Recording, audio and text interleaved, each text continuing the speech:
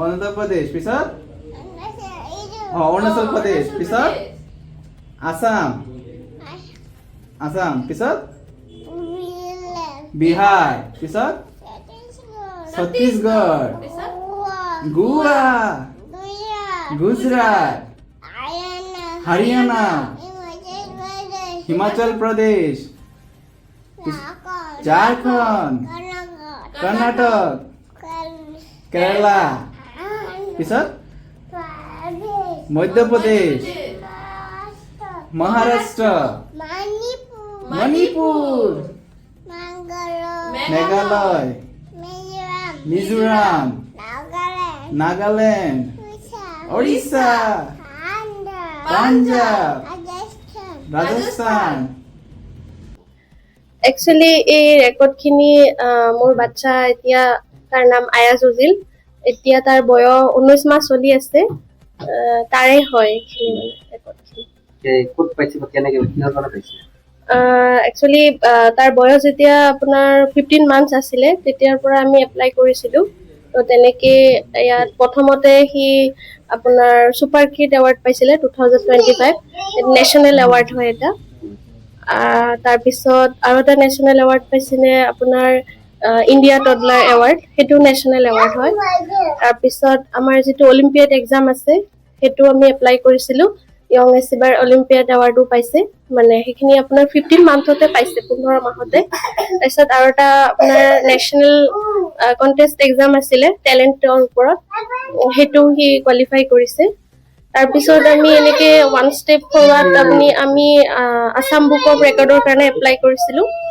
আৰু তাতে সি 82 ছেকেণ্ডত এটা ৰেকৰ্ড ছেট কৰিছে এণ্ড দেন 18 মান্থত মানে লাষ্ট মান্থ আৰু আমি IBR মানে যিটো ইণ্ডিয়া বুক অফ ৰেকৰ্ড তাৰ কাৰণে আমি এপ্লাই কৰিছিলোঁ তাতে সি আপোনাৰ 5 মিনিটছত 28টা কণ্টেণ্ট আছিলে য'ত নেকি বহুতখিনি 46টা কাণ্ট্ৰি নেম নেশ্যনেল চিম্বল তাৰপিছত আপোনাৰ এনেকৈ এনিমেলছ নেম বাৰ্ডছ নেম তাৰপিছত আপোনাৰ ষ্টেটৰ নাম বহুতখিনি বস্তু আৰু সেইখিনি ক'ব পাৰিছিলে আৰু তাতে IBR এচিভাৰ মানে যিটো টাইটেল সেইটো ল'বলৈ সক্ষম হৈছে আৰু কিমান বয়সত ইণ্ডিয়ান বুক অফ ৰেকৰ্ড সেইটো 18 মাহত হয় তো এইখিনি যদি 18 মাহত যদি ইণ্ডিয়ান বুক অফ ৰেকৰ্ড পঢ়িবলৈ পাইছে তাক আপুনি কেনেদৰে লালন পালন কৰিছে যে তোৰ এতিয়া আপোনালোকে লালন পালন কৰিবলগীয়া হৈছে একচুৱেলি এইটো বহুত ডাঙৰ ষ্টৰি মানে কষ্টও আছে এইটো এইখিনি চমুকে সম্ভৱেই নহয় কোৱা একচুৱেলি মেডিকেল আমি দুইজনে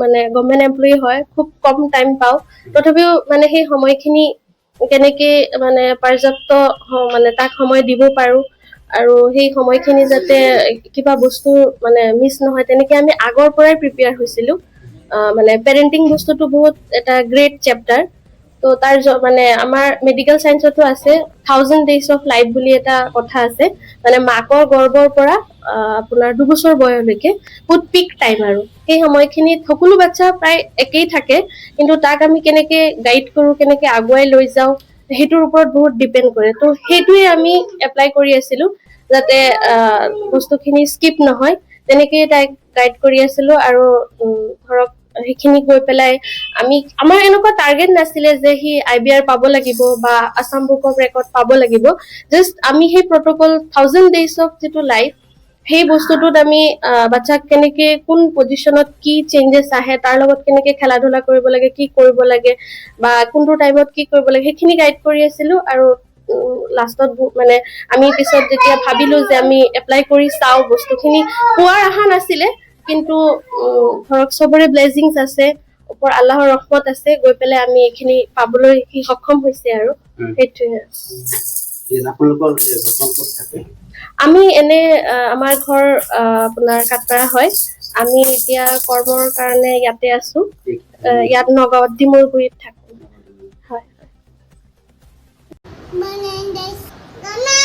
Yes, good boy. This is Turkey. Boy, this is Egypt. Yes, Brazil. Good boy. This is Kenya. Good boy. This is Oman. Good boy. This is Baba Nepal. Good boy. This is Greece. Excellent. This is Denmark. Good boy. This is Italy. Good boy. This is Baba? Belgium. Good boy. This is Japan. Yes. What is this? Yes, France. This is Iran. Good boy. Say this is Mexico. Yeah. What is this? South Korea. Good boy. This is what is this? Russia. Good boy.